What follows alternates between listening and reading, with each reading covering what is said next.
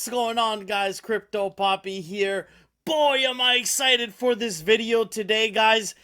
We got the one and only TheSchiller on the show, dropping knowledge bombs, and we actually had the opportunity to experience live on screen the $3 million ape sale that we got yesterday. So guys, I hope you enjoy this episode. You know where to find me. Hit that like, hit that subscribe. You can also find the Schiller down below. Let's get it. Ya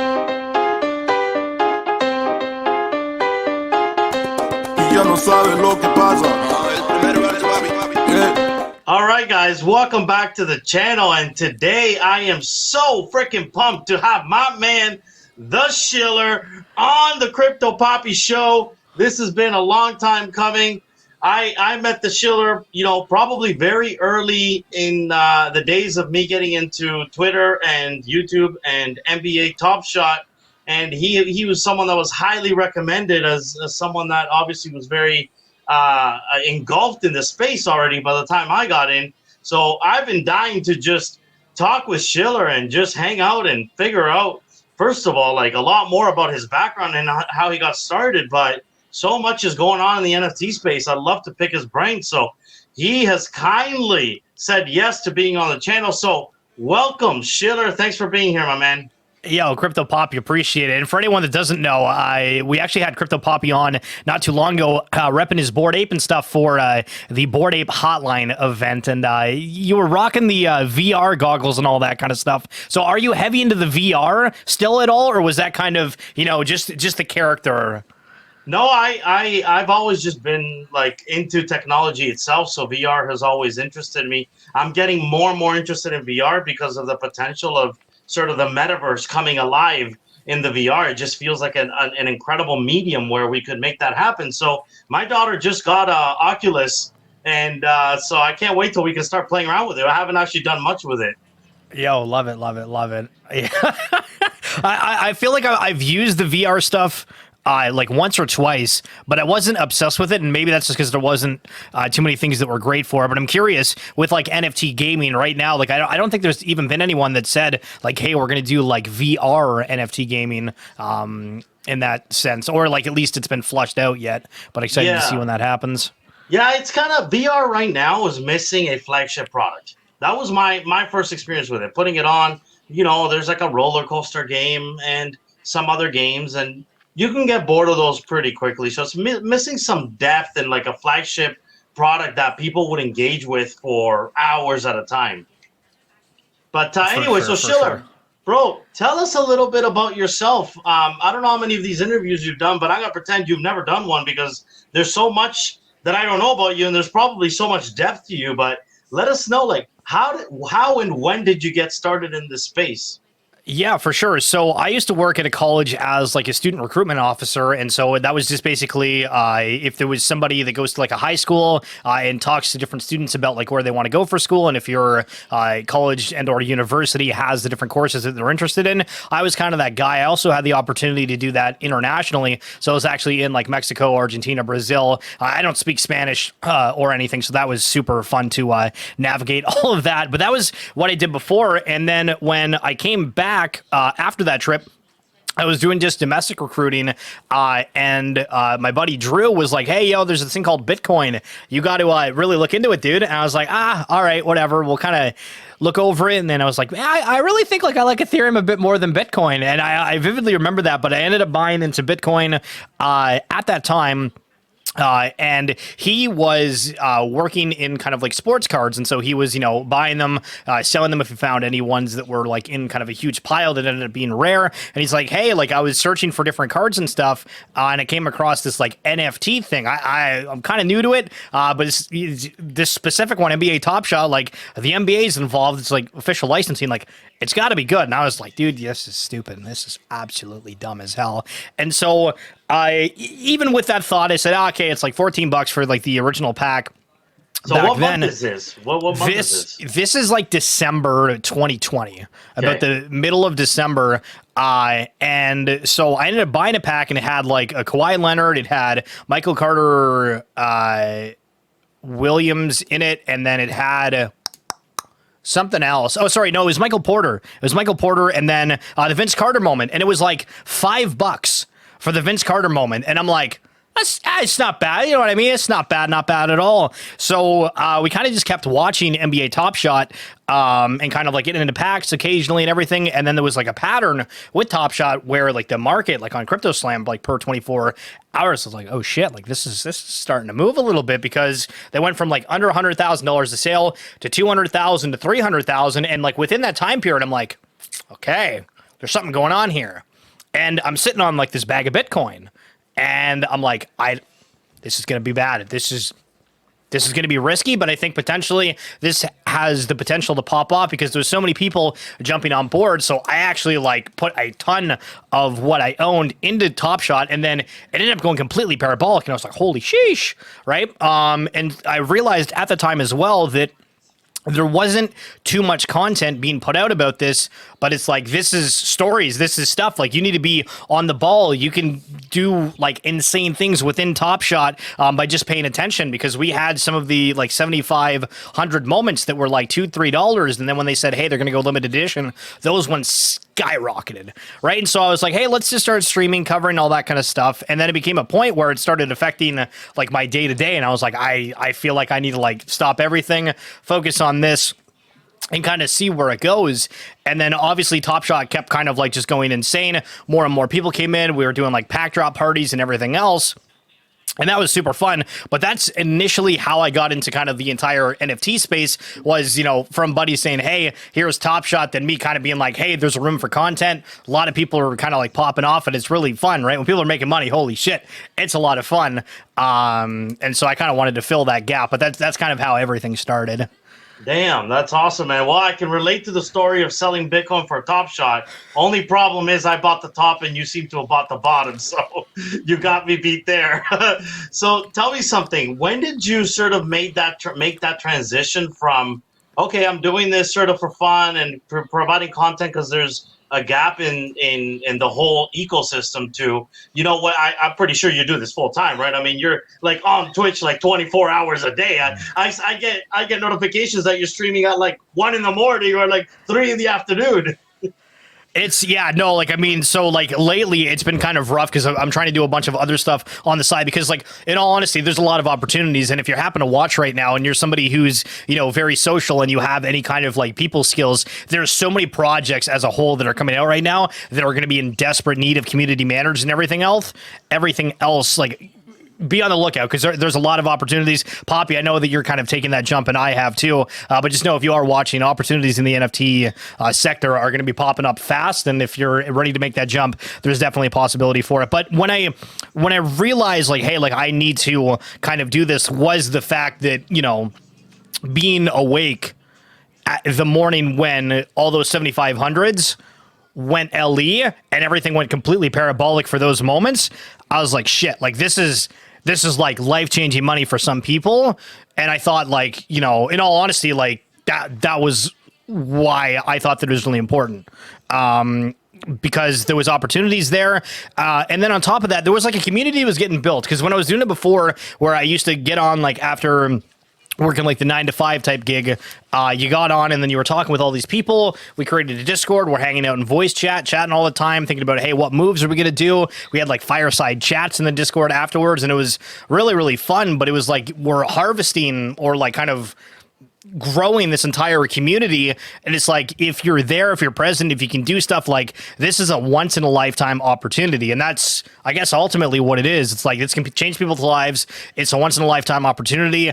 I went to school for radio broadcasting as well, so this kind of falls into the category of, you know, like, hey, how about you can be your own boss? That opportunity doesn't show up too often either.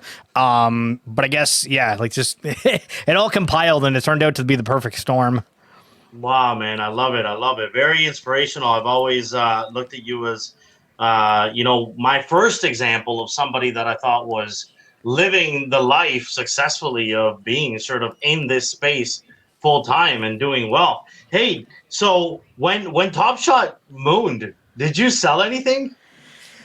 Okay, so I had people that were DMing me and they were like, yo, listen, don't be a fish. You got to sell it. And I'm like, bro, this is going to the moon. Like, no shot. No shot. I mean, that's me being young, naive, not really kind of being in the space too long. But I mean, I think ultimately when we hit the top and all that kind of stuff, it was like people were just loving life, and you have tunnel vision in a way. And I think that there was so many things that led to everybody absolutely loving the experience, where, like, obviously, like the downfall after that is when, things got a little bit messy for different reasons. But like during the top, like I didn't sell, and I was selling more kind of on the way down.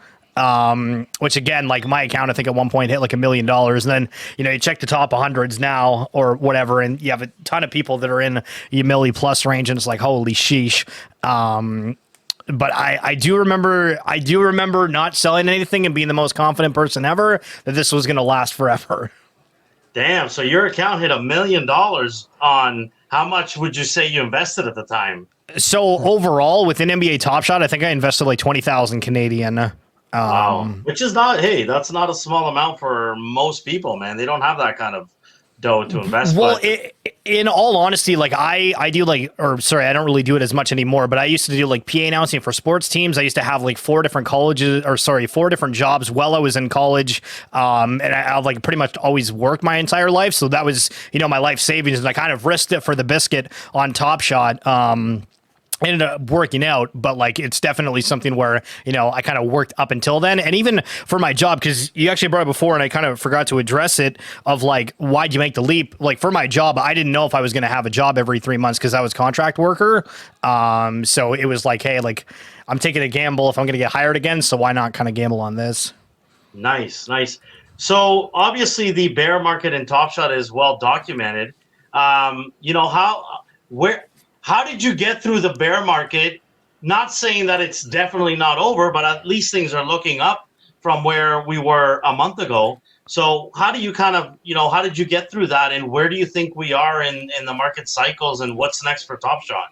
So in terms of like getting through it, one of the things that happened, and one of the reasons why I started jumping over to like Ethereum NFTs was because when everyone's making money, it's fun, and then when it's not, it's pretty negative. And when you look on Twitter, if you're into NFTs right now, you can see there's a lot of negativity between different people, and that's because we're like in like a it feels like a week or two bear market, and then we can expect we might kind of pop out of that with the different auctions for BAYC, et cetera, et cetera.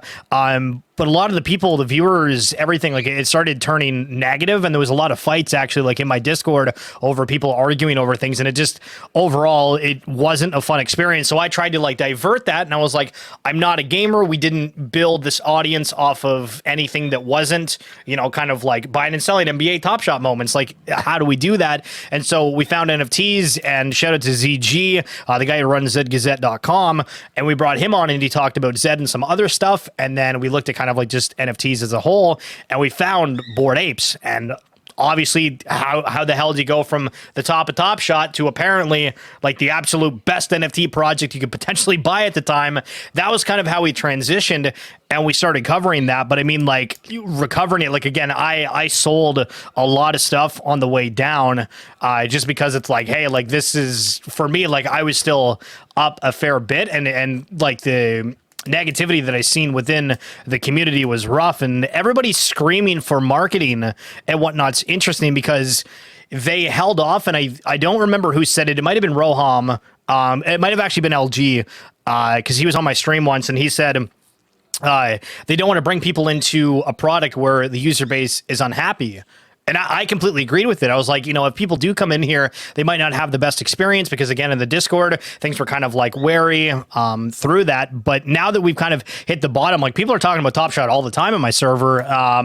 People are bringing it up. People are saying, hey, like we're putting money back into it. They had the La Liga announcement with Dapper Labs, and everyone's now wondering, hey, like is the NFL coming? Like there's a lot of positivities to it. But again, we kind of were in that stage where there was a lot of interest, excitement, but because the game was further away, some of the extra utility, obviously we've seen with the finals and stuff that happened. I think all that stuff's awesome. But now looking back at it, Poppy, for you, would you have wanted them to release like extra, hey, play, like you can go to games, see players even with these COVID restrictions and do all these intense marketing when the market was crashing? Or do you wish they, or hope that they do it now, right?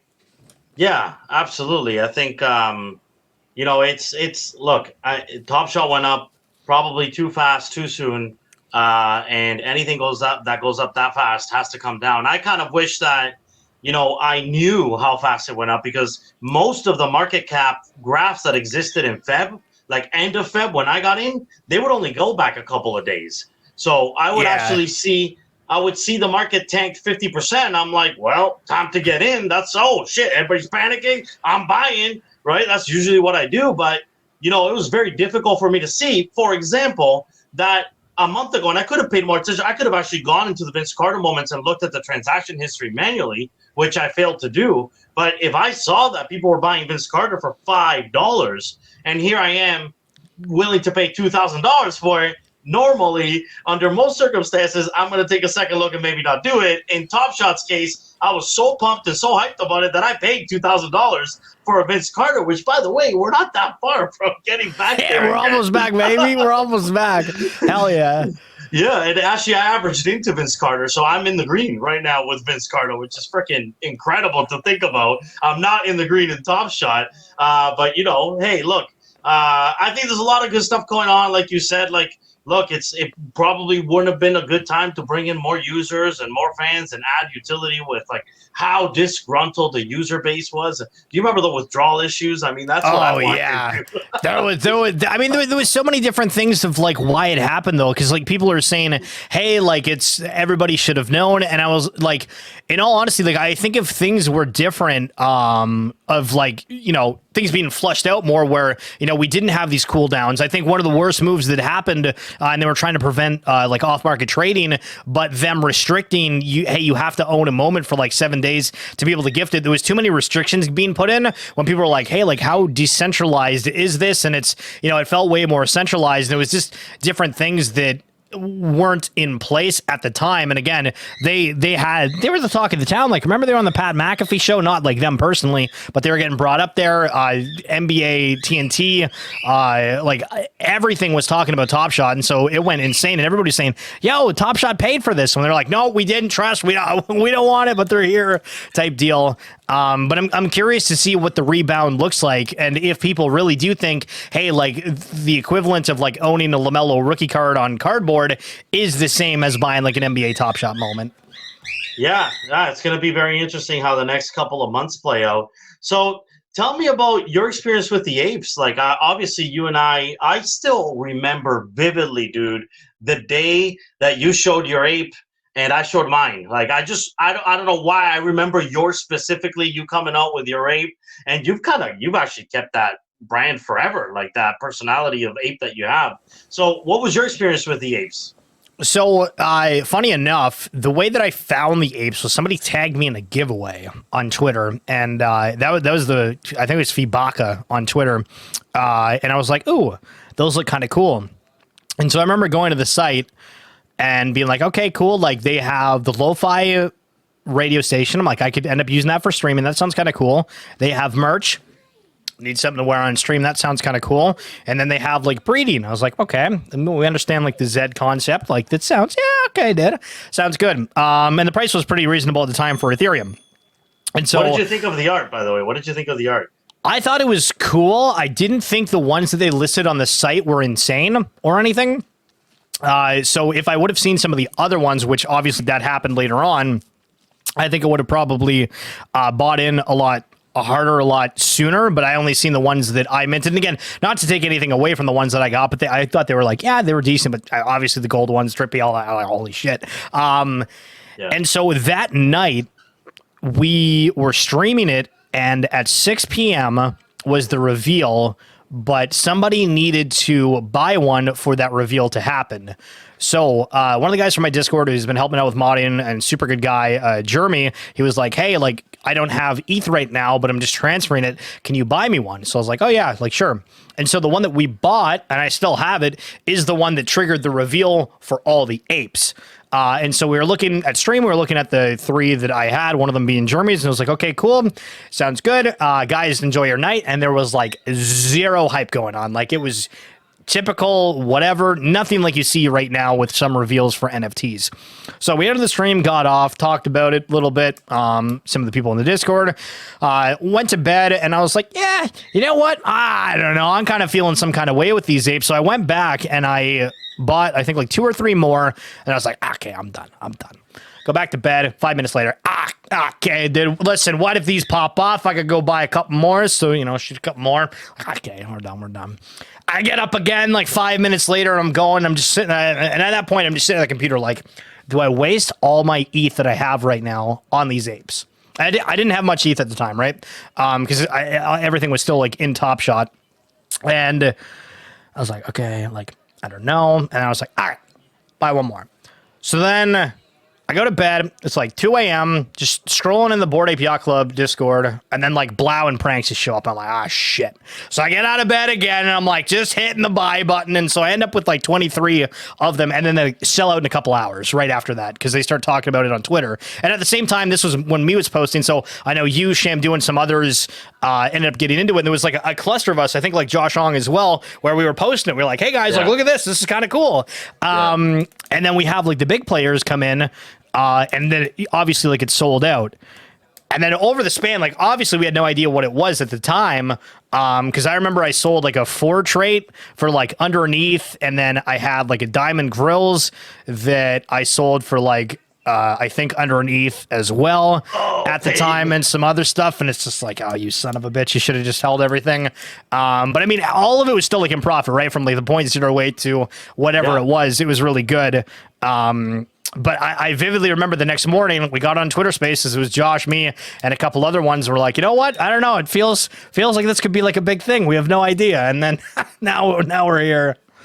Dude, I know. I remember that night so vividly. I'll probably never forget that night. It's like I'm always gonna remember that as that's how you know when you're early. Like the excitement, the mixed emotions around it, the uncertainty, you just couldn't put your finger on what was really happening. And then once everybody's changed their profile pictures to the apes, like it's like we became an instant community of people from places all over the world, different religions, different political beliefs, like just all came together, and within days apes were doing business with each other, it felt like.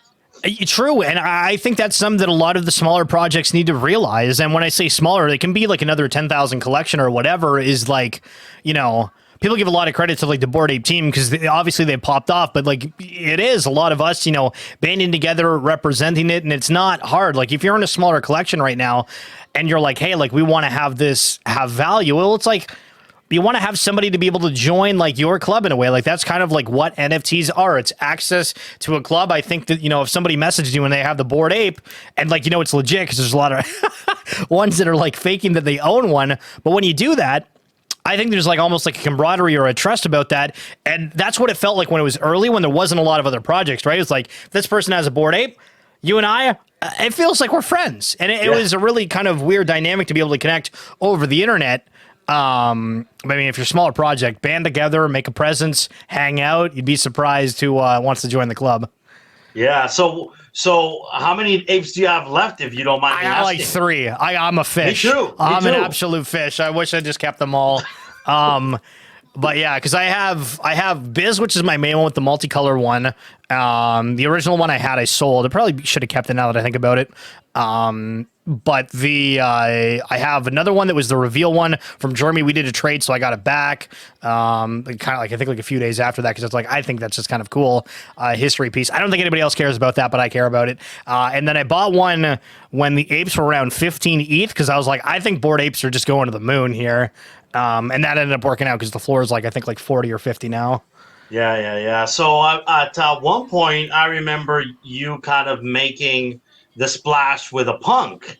Let me ask you about your thought process there and sort of your decision to buy a punk, because I'm like that guy that's been on the market for a punk for like a month and still hasn't pulled the trigger. Right. So I don't know if you know, but I actually sold out like a week after getting it. No way. I didn't know that. Yeah. Okay. So I'll kind of run through it. So what happened was I was like, okay, like I really think that if I buy a punk, it's the flex. Right. Like that's what it is. I was like, it could help out kind of with the branding, with the stream and everything. And so I made the move. Bought one, and then I was like, I have like no ETH left. I have no ETH left.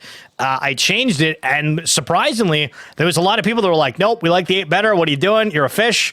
And I was like, wow, like people really are kind of vibing with Biz and like the whole idea for that.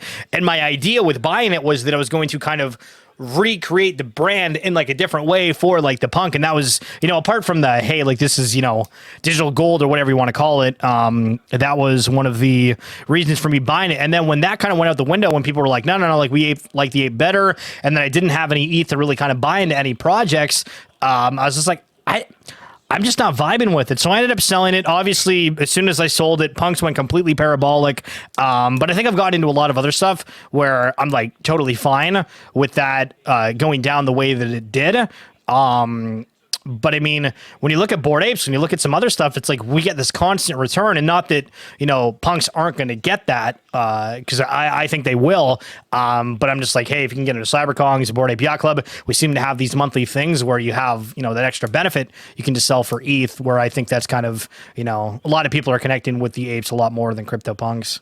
Yeah, no, I didn't know you sold it. I knew you changed back. I remember when you changed to the punk, like, I thought, oh man, Schiller, you're like, Biz is you, man. Like, I can't see you again. I can't see this punk with your profile picture.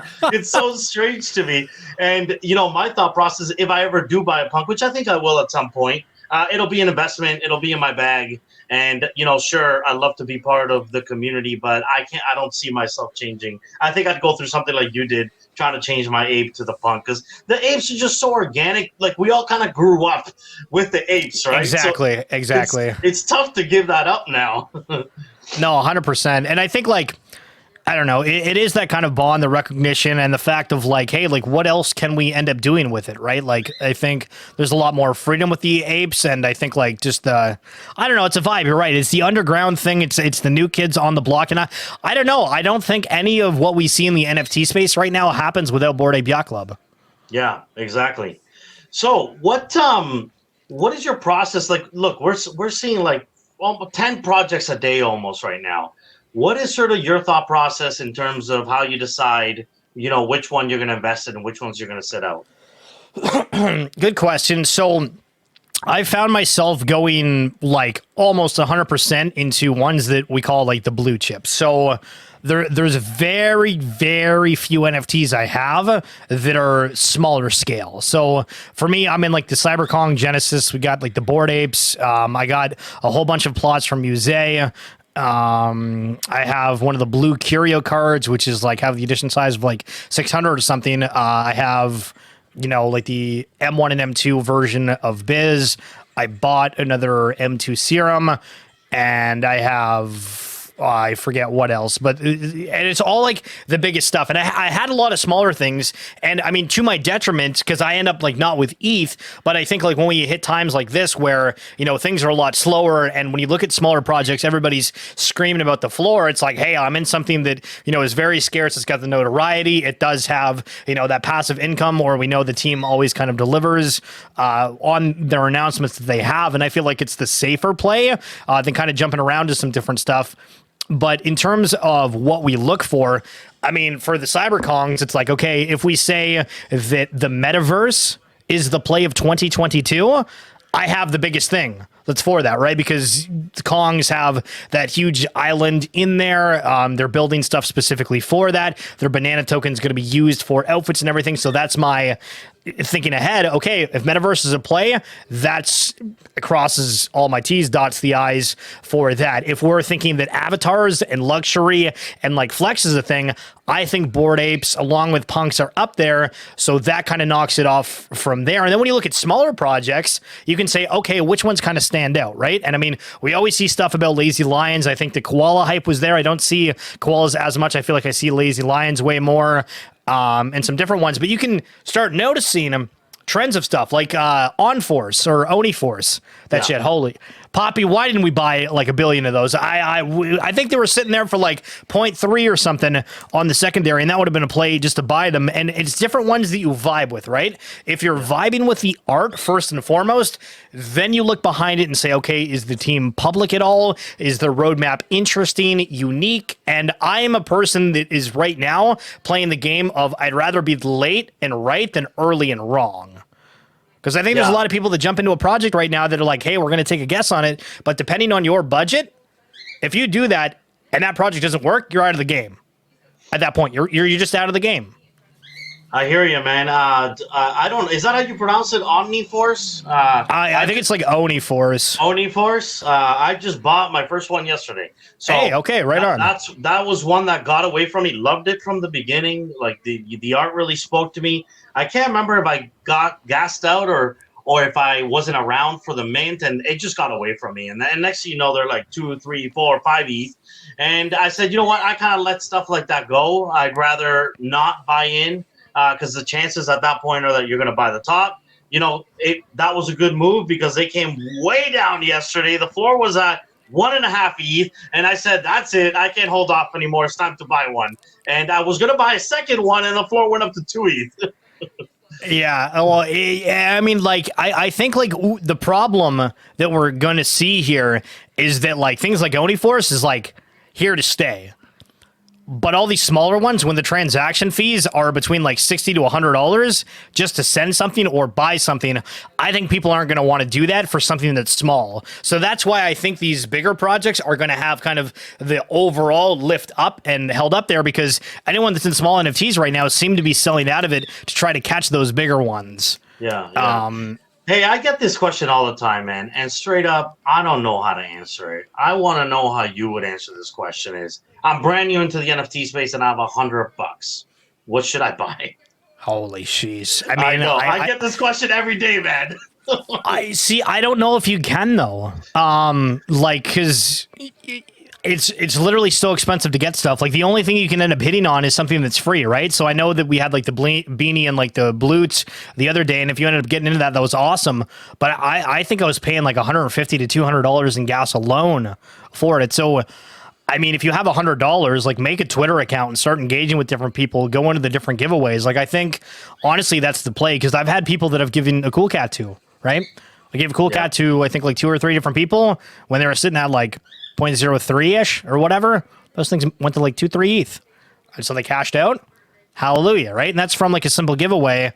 And that's kind of the thing to do right now. Like, if you're not working with a bigger budget for Ethereum NFTs, I think you're kind of stuck until that gas ends up getting fixed, or you happen to buy something when gas is lower, or you look at things like Solana. Like, for me, I bought a bag of Solana because I'm like, I think that what's going to happen is people are going to get really annoyed with the Ethereum gas fees, because we're going to keep having new people join into the space, which is going to make those fees higher. And then if ETH keeps going up, the fiat number that shows when you hit the gas is going to be high, and people are going to be like, whoa, what the hell is this NFT thing? And then when they do it on Solana or potentially another blockchain like Flow, where you don't have that gas fee, it's going to be a whole nother ball game. So that might also be a huge plus for a Top Shot and Dapper. Yeah, nice. I was going to ask you about Solana, actually. So you bought a bag there. Have you bought any actual NFTs? So I bought one of the Degen apes.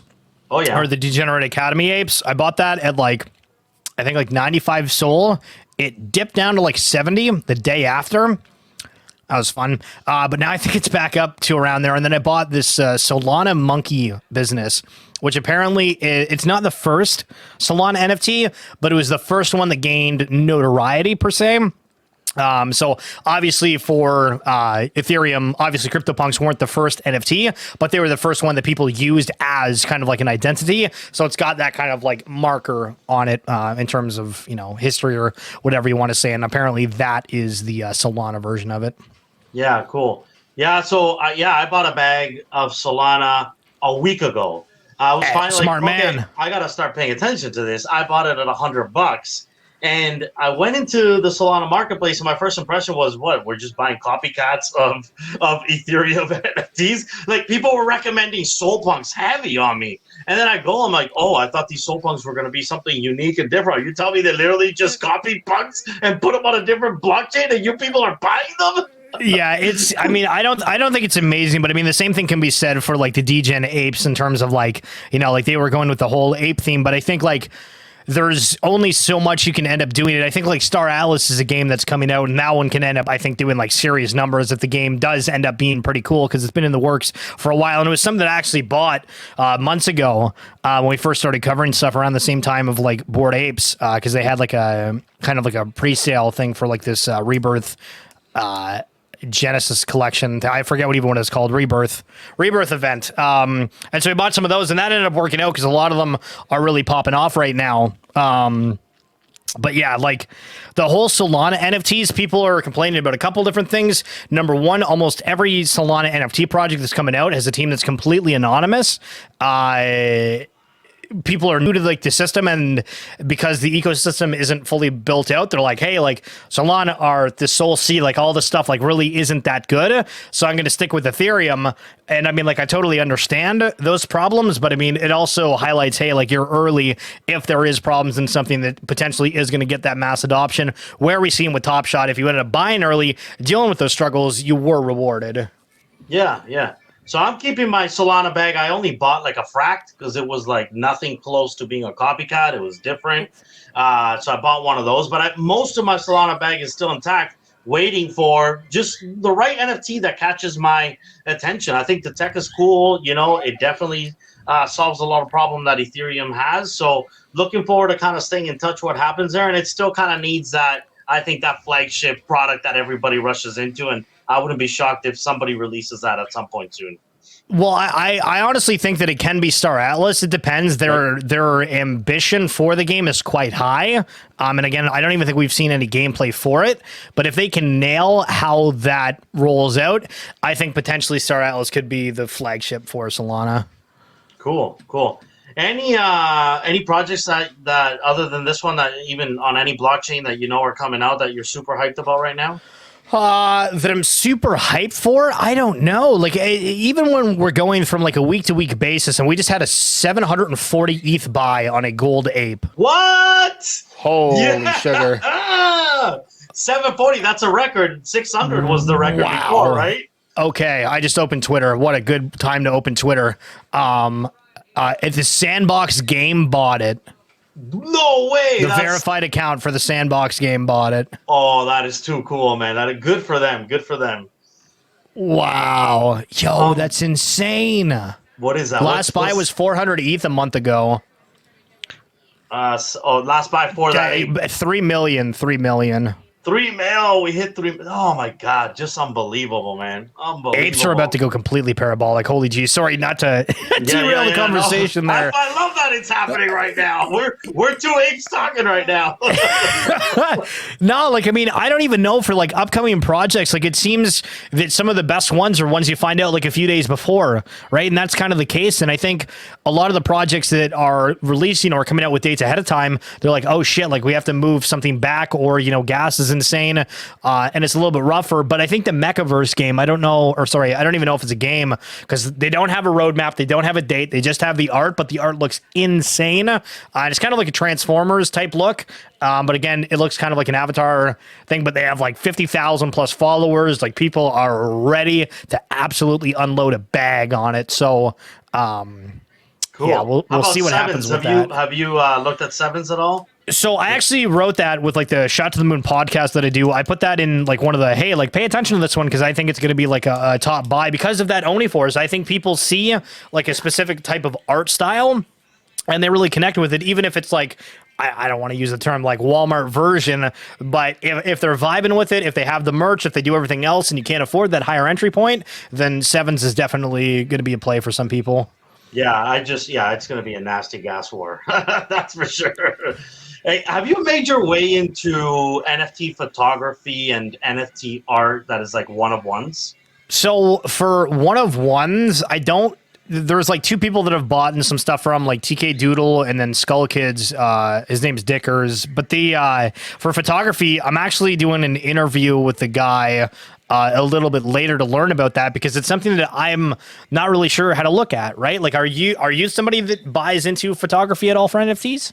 Not yet, but I'm starting to pay attention to it. And There's a lot of people talking about it, right? Yeah, like that's the thing. Everybody keeps mentioning photography. Like, I don't know what's good. I don't know what's bad. Yeah. I would have been that guy, like, if it wasn't for everyone else shilling it, I would have been that guy that's like, I don't know if photography's worth money to me to, like, buy a picture. I'm like a snob for whatever reason. But now I'm like, pay attention, because, yeah, you just kind of feel the world's converging over there right now. I think it'll be exciting to see kind of what happens and what sticks out, because I mean, for like one pieces, again, like we've seen the Ghost, for example, like they sold that one piece for like 2 million or whatever it was. Like that's crazy. But it's like, okay, like what's the value for photography? Is it can like a person who's unknown do well in that, or is it only going to be people that are established in some form, whether they work for a magazine or, website, whatever? What's going to be the deciding factor of what people find valuable? Or is it just, hey, it's a cool photo?